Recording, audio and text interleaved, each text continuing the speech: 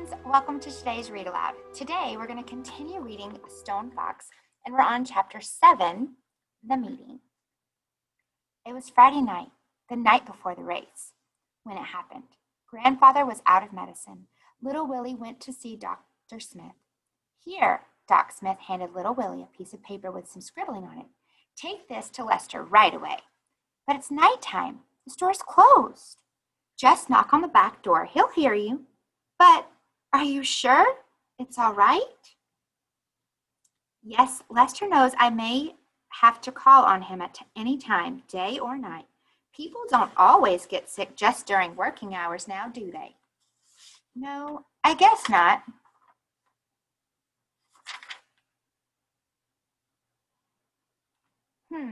Little Willie headed for the door. He sure wished he could stay and have some of that cinnamon cake Doc Smith was baking in the oven. It smelled mighty good.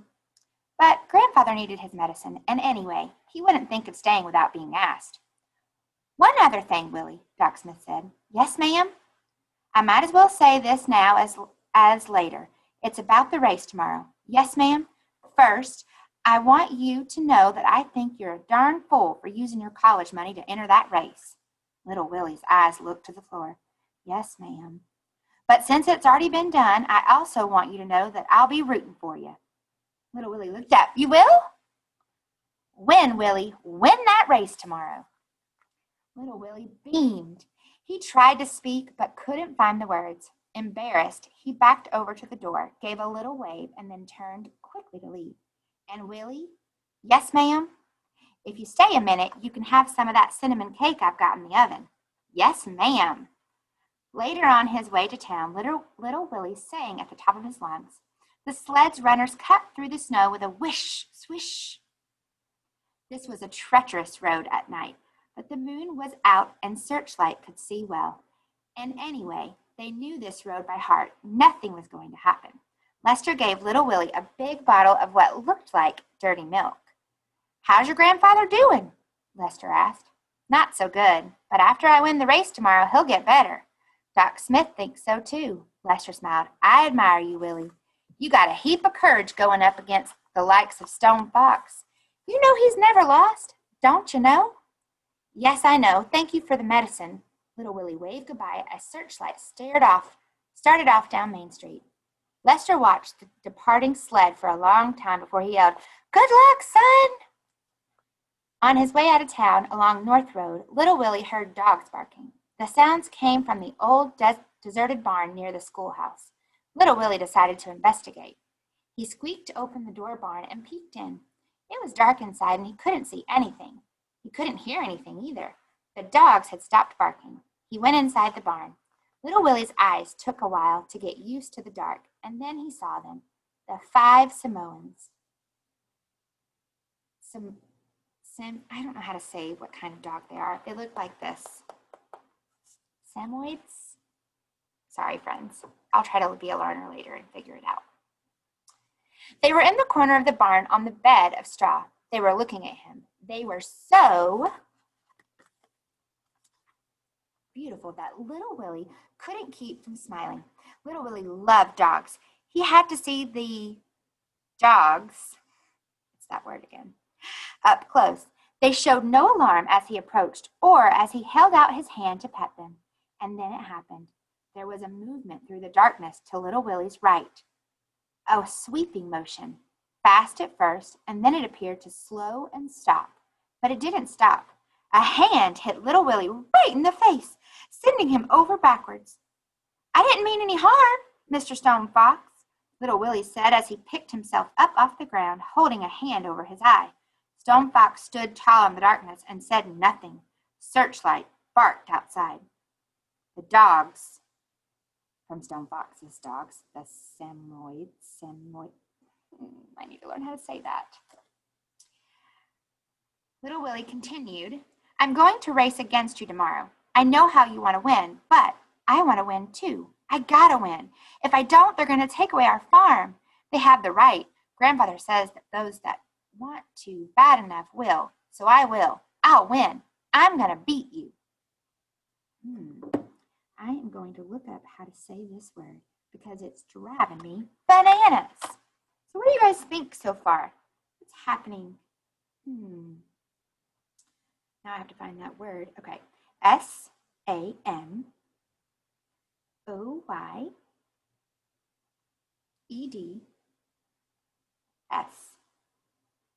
So I'm looking it up, and we're going to see if it will tell us how to say define. When you don't know something, look it up, right? So, I would have never said that correctly. Listen. Samoyed. Samoyed. Samoyed. Samoyed. Samoyed. The Samoyed is a breed of medium-sized herding dogs with thick white double-layered coats. So I'm going to show you a picture of one in real life. Let's make it not blurry. Not blurry, not blurry. There we go. Now scroll this way. And there's more.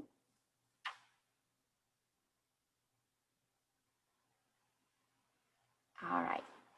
Samoyed. Samoyed. Be a learner, friends. Be a learner. Okay. So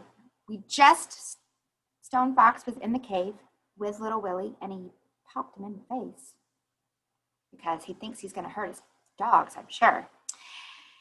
And then Little Willie starts to explain, and he says, I want to win too. I got to win. If I don't, they're going to take away our farm. They have the right. Grandfather says that those that want to bad enough will. So I will. I'll win. I'm going to beat you. Stone Fox remained motionless and silent. Little Willie backed over to the barn door, still holding his eye. I'm sorry we both can't win, he said. Then he pushed open the barn door and left, closing the door behind him. In the barn, Stone Fox stood unmoving for another moment. Then he reached out with one massive hand and gently petted one of the Samoyeds. That night, Little Willie couldn't sleep. His eye was killing him. Ugh. And when Little Willie couldn't sleep, Searchlight couldn't sleep. Both tossed and turned for hours, and whenever Little Willie looked over to see if Searchlight was asleep, she'd just be laying there with her eyes wide open, staring back at him. Little Willie needed his rest. So did Searchlight. Tomorrow was going to be a big day, the biggest day of their lives. Chapter 8, The Day. The day of the race finally arrived. Little Willie got up early. He couldn't see out of his right eye. It was swollen shut. As he fed Grandfather his oatmeal, he tried to hide his eye with his hand or by turning away, but he was sure Grandfather saw it just the same. After adding more wood to the fire, Little Willie kissed Grandfather, hitched up Searchlight, and started off for town. At the edge of their property, he stopped the sled for a moment and looked back at the farmhouse. The roof was covered with freshly fallen snow. A trail of smoke escaped from the stone chimney. The jagged peaks of the mountains shot up in the background towards the clear blue sky overhead. Yes, sir, he remembered Grandfather saying, there are some things in this world that are worth dying for. Little Willie loved this country. He loved to hike and to fish and to camp out by the lake, but he did not like to hunt. He loved animals too much to be a hunter. He had killed a bird once with a slingshot, but that had been when he was only 6 years old, and that had been enough. In fact, to this day, he still remembered the spot where the poor thing was buried. Lost in his thoughts, Little Willie got to town before he knew it. As he turned onto Main Street, he brought the sled to an abrupt halt. Abrupt means sudden. He couldn't believe what he saw. Main Street was jammed with people. Lined up on both sides of the streets, there were people on rooftops and people hanging out of the windows. Little Willie hadn't expected such a big turnout. They must have all come to see Stone Fox. Searchlight pulled the sled down Main Street past the crowds. Little Willie saw Miss Williams, his teacher, and Mr. Foster from the bank, and Hank from the post office. And there was Doc Smith and Mayor Smiley. Oh, and Dusty, the troubadour. The city slickers were there too, and even Clifford Snyder, the taxman, was there. Everybody. Lester came out of the crowd and walked alongside Little Willie for a minute. It was one of the few times Little Willie had ever seen Lester without his white apron. "You can do it, Willie. You can beat him," Lester kept saying over and over again. They had a race for the youngsters first, and the crowd cheered and rooted for their favorites. It was a short race, just down to the end of Main Street and back, and Little Willie didn't see who won, but it didn't matter. And then it was time. The old church clock showed a few minutes before 10 as the contestants positioned themselves directly beneath the long banner that stretched across the street. They stood 9 abreast, which means 9. Stone Fox was in the middle, Little Willie right next to him. Little Willie had read all about the other contestants in the newspaper. They were all well-known mountain men with good racing records and excellent dog teams. But even so, all bets were on Stone Fox. The odds were as high as 100 to 1 that he'd win. Not 1 cent had been bet on Little Willie and Searchlight. "What happened to Willie's eye?" Doc Smith asked Lester. "Bumped it this morning when he got up," he told me. "Just nervous. Got a right to be." Lester was chewing on his hand and his eyes glued on Stone Fox. "Big Indian," he whispered to himself. Although Little Willie's eye was black, puffy, and swollen shut, he still felt like he could be the winner.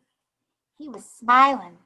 Searchlight knew the route as well as he did, so it didn't really matter if he could see it all. They were going to win today, and that was final. Both of them knew it. Stone Fox looked bigger than ever standing next to Little Willie. In fact, the top of Little Willie's head was dead even with Stone Fox's waist. "Morning, Mr. Stone Fox," Little Willie said, looking practically straight up. "Sure's a nice day for a race." Stone Fox must have heard Little Willie, but he did not look at him. His face was frozen like ice, and his eyes seemed to lack that little sparkle Little Willie remembered seeing before. The crowd became silent as Mayor Smiley stepped out into the street. Mrs. Williams clenched her hands together until her knuckles turned white. Lester's mouth hung open, his lips wet. Mr. Foster began chewing his cigar. Hank stared without blinking. Doc Smith held her head up proudly. Dusty took a powerful swig from his water bottle, and Clifford Snyder removed a gold watch from his vest pocket and checked the time. Tension filled the air. Little Willie's throat became dry. His hands started to sweat. He could feel his heart thumping. Mayor Smiley raised a pistol to the sky and fired. The race had begun. Okay, friends, so that was chapter 7 and 8. I hope you enjoyed this part of the book for Stone Fox. We will be reading the rest of the book next time. Have a great afternoon. Learn a lot, friends, and I'll see you soon. Bye.